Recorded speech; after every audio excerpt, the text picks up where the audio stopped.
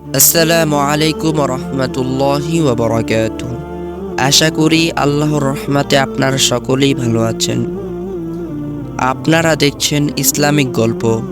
স্যারের কথা শুনে ক্লাসের সবাই ওদের দিকে নতুন দৃষ্টিতে তাকালো। কিছুক্ষণ চুপ থাকার পর সাবিহা উত্তর দিল, স্যার, আমাদের এতে কোনো অসুবিধা হয় না, আমরা এভাবেই অভ্যস্ত।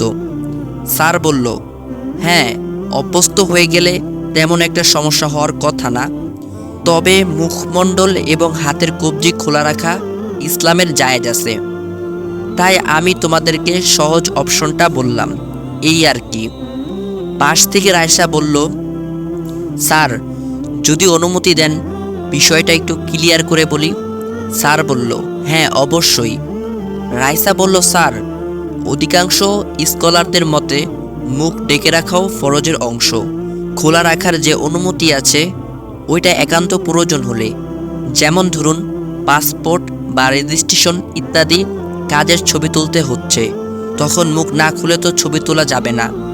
এরকম ক্ষেত্রে মুখ খোলা রাখা জায়েজ আছে, কিন্তু সব সময় নয়। যদিও কিছু কিছু স্কলার বলেন সব সময় জায়েজ আছে।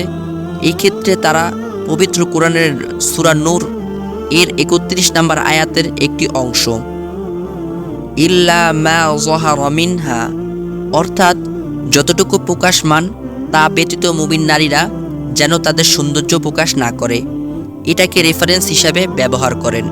তাদের মতে এখানে যতটুকু প্রকাশমান বলতে মুখ এবং হাতের কবজি খোলা রাখাকে বোঝানো হয়েছে। কিন্তু স্যার, আমাদেরকে এর সঠিক ব্যাখ্যা বুঝতে হলে দেখতে হবে এই কোরআন যেই মহানবী সাল্লাল্লাহু আলাইহি ওয়াসাল্লামের উপর নাজিল হয়েছিল তিনি এর ব্যাখ্যাটা কীরকম বুঝিয়েছেন এবং তার পরিবারের নারীদেরকে তিনি কীরকম পর্দা করতে বলেছেন। আর সেটা দেখলে আমরা দেখতে পাবো তারা আমাদের থেকেও অনেক বেশি পর্দা করত। মুসলিম নারী হিসেবে তারাই আমাদের আদর্শ। কথাটা বলে একটু থামলো রায়সা। স্যার বললেন, বিষয়টা এরকম জানতাম না তো। তাহলে তুমি বলতে চাচ্ছ এই খোলা রাখার মতোটা সবসময় সঠিক নয়, তাই তো? রায়সা বলল, স্যার, আমি তো স্কলার নই, তবে আমার দুটো মত সম্পর্কেই অল্প বিস্তর পড়াশোনা আছে। আমরা যদি সে সকল স্কলারের কথাও ধরি যারা মুখ এবং হাতের কবজি খোলা রাখাকে জায়েজ বলেছেন, তারাও কিন্তু কেউ বলেননি যে এটা করা উত্তম। তারাও ঢেকে রাখাকেই উত্তম বলেছেন। ব্যাপারটা অনেকটা ফার্স্ট ক্লাস মার্ক এর টেনে টুনে পাশ করার মতন। আমরা যদি একটু কষ্ট করে হলেও ফার্স্ট ক্লাস মার্ক পাওয়ার সুযোগ থাকে, তাহলে কেন আমি সেটা করব না স্যার? স্যার বললেন, গুড পয়েন্ট, আসলেই তুমি ঠিক বলেছ।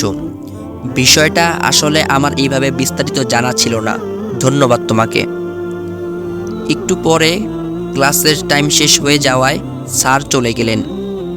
স্যারের মতো অন্য স্টুডেন্টরাও রায়সার বলা কথাগুলো শুনছিল, কিন্তু অন্যরা তেমন একটা গুরুত্ব দিল না। স্যার চলে যাওয়ার পর সবাই গল্পগুজবে ব্যস্ত হয়ে পড়ল, কিন্তু তোবা যেন আনমনে কিছু একটা ভাবছে। মারিয়া লিহা ও তামান্নার সাথে গল্প করছিল।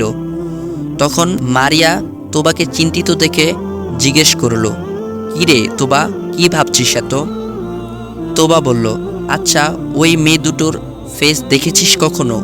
দেখতে কেমন? মারিয়া বলল, ওরা তো নিকাব খুলে না, তাই কিভাবে দেখব ওদের? পরে তোবা বলল, আমি তো এতদিন মনে করতাম ওরা বোধহয় কালো, তাই নিজেদের অসুন্দর মুখ আড়াল করার জন্যই এই বোরকা নিকাব পরে। কিন্তু আজ স্যারকে রায়সা মেয়েটা যে ব্যাখ্যা শোনালো তাতে তো মনে হয় ওরা আসলেই ধর্ম মানার জন্যই এরকম পোশাক পরে। মারিয়া বলল, কালো না ফর্সা তা জানি না, কিন্তু ওদের সাথে আমার কথা হতো প্রায়। ওরা আসলেই অনেক ধার্মিক। তোবা বলল, ও আচ্ছা।